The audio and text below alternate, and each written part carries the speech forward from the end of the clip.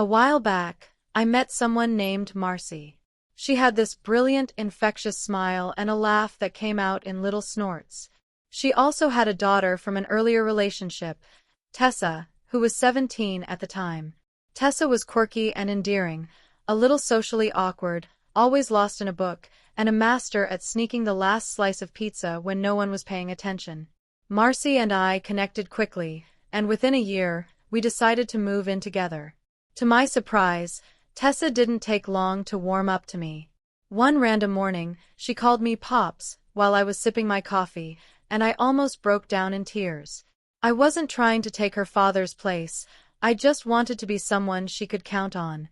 She started opening up to me about everything, her high school drama, worries about college, her dream of starting a bakery that only sold miniature cakes, which she called cup-offies, don't ask why. Over time, she truly became my daughter in every way that mattered, even though we weren't related by blood. Her biological father, Keith, had been out of the picture for years. He was the typical cliché, showed up strumming a guitar, chasing pipe dreams, then vanished with a DUI and a refusal to pay child support disguised as an allergy to responsibility. Jump ahead 4 years. Tessa had just graduated from college, and I was bursting with pride. Marcy and I were engaged by that point, and I decided to celebrate with something major, a combination graduation and early wedding gift. I bought Tessa a modest starter home in a charming neighborhood. Yes, I put the house in her name. And yes, I now realize how that sounds. She cried when I gave it to her, told me she'd never forget it, called me her real father. Marcy was glowing with pride. For once, it truly felt like I had the family I had always wanted. Then Keith came back into the picture. He reappeared suddenly, like a raccoon crashing a backyard cookout, armed with apologies, a plaid shirt tied around his waist, and a half-baked story about wanting to reconnect. I wasn't thrilled, obviously, but I figured, maybe he'd grown up. Maybe he was ready to be a father this time. Maybe raccoons learn not to tip over trash cans. Spoiler, they don't. It started with lunch here and there between him and Tessa. Then she started inviting him over. Then, without any warning, he moved in. No rent, no help with expenses, just parked himself there like an emotional leech. I tried to approach the subject delicately with Marcy. She got defensive. Said Tessa missed her father and wanted to rebuild a bond. Okay, fine, but why did that require him living in the house I gave her? Tessa was 22, not a child. And Keith was nearly 50, not some lost teenager. The guy ate cereal straight from the box and thought Bitcoin was the name of a video game. Marcy laughed. I didn't. Then came the moment that changed everything. One evening, I stopped by Tessa's place unannounced to drop off an antique cake stand I'd found, something I knew she'd love for her mini cake obsession. Keith opened the door, shirtless, holding half a chicken leg, and casually said, "Yo." From inside, I heard Tessa call out, "Pops, can you text first next time?" That hit me like a punch to the gut. No hi, no thanks, no love you. Just a cold brush-off like I was some intrusive guest. Still in shock, I returned home and told Marcy what had just happened. She let out a sigh and said word for word, "I knew this would upset you, but you need to understand. He's trying, and she wants a relationship with him. Maybe it's time you stepped back a bit." Stepped back? After everything I'd done for her? After raising her, supporting her, giving her a freaking house? That's when it became painfully clear. They no longer saw me as part of their family.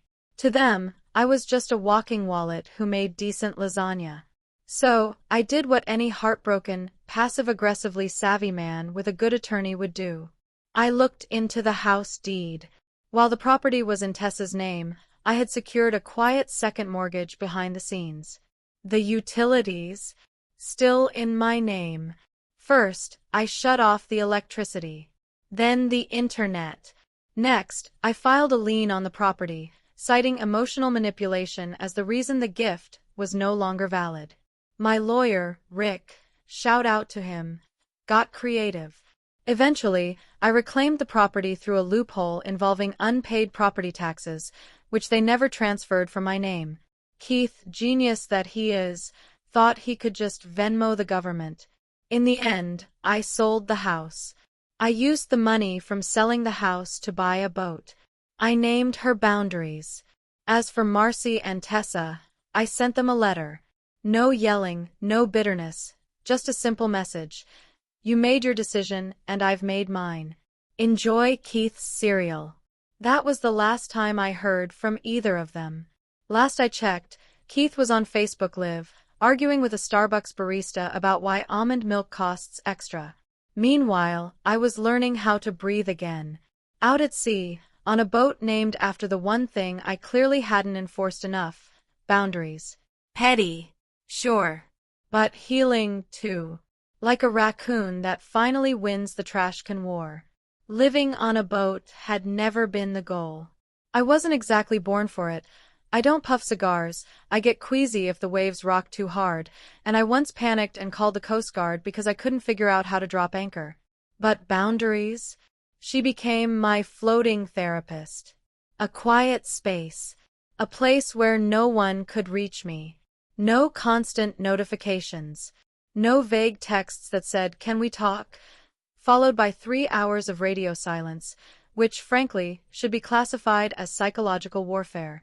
I took a break from work for a while. Luckily, I freelance in IT, so I could still earn from anywhere with a signal. I drifted for a few months. Read through books that had collected dust for years. Learned to cook using only a stove and sheer determination. Tried yoga once and ended up moving like a broken puppet for a week. Then one day, I got an email. Subject line, "Just talk." It was from Tessa. Her message read, "I know you're hurt. I know we hurt you. I didn't realize how badly until everything fell apart. Can we talk?" For 2 weeks, I didn't respond. Not out of spite, but because I didn't trust myself not to say something that would cut deep. But eventually, curiosity won. I agreed to meet her at a coffee shop. She looked different.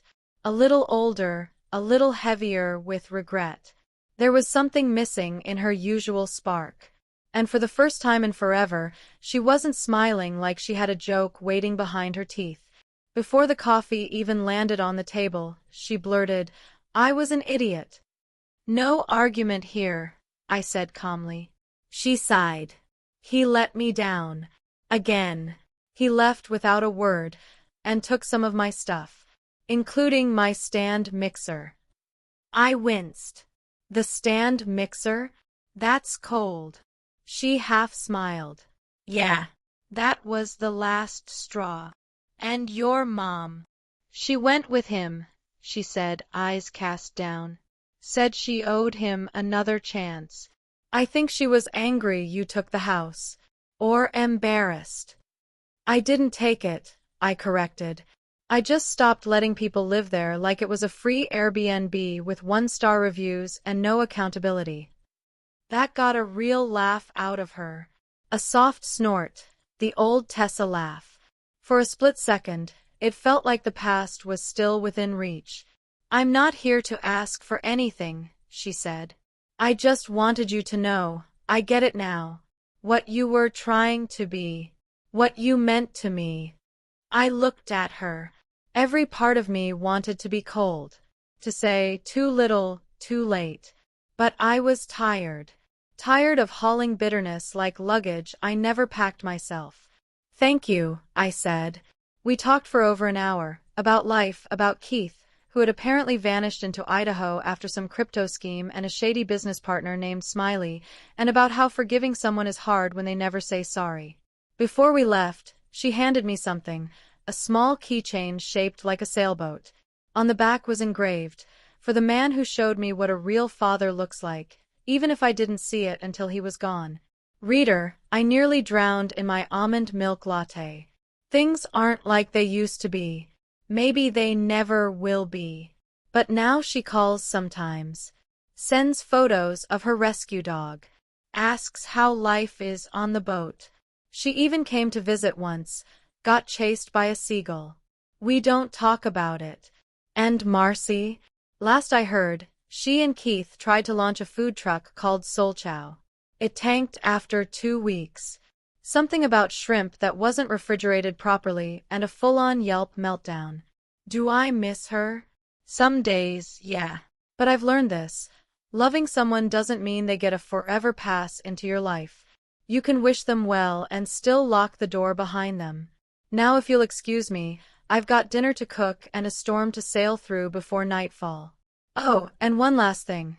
If you ever meet someone who calls themselves a visionary entrepreneur, but they sleep on an air mattress and eat shredded cheese straight from the bag, maybe double-check whose name is on the deed.